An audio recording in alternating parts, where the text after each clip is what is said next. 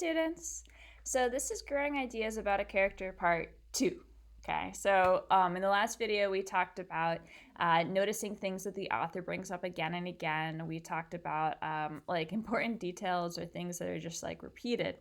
So continuing on that, we're thinking about patterns in a character's actions. So again, patterns are things that happen again and again and again, right?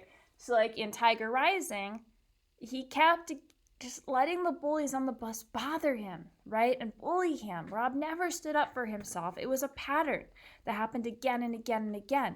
But then, when Sistine was getting bullied, Rob told them to stop. And then he started running away and the bullies followed him. So how did the character's actions fit and change these ideas? So in the beginning of the book, we had this idea that Rob was always going to let himself be the victim, that he was always going to let the bullies bully him. But then when Sistine was getting bullied, his friend, remember his only friend, he used a strategy to make them stop, right? So then we think, why might the character act like this? So why might he run away? And you want to think about this in your book too. So remember, he's letting himself get bullied. He is then stopping the bullies from bothering Sistine. So you want to think why? Why would he do that?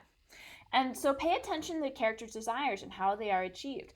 So in this particular case, Rob's only thing is that he wants a friend. And he's thinking maybe, just maybe, Sistine will be his friend. And so even though he's scared of the bullies, even though he always lets them bully him, when it comes to Sistine, he wants to save her. He wants to protect her.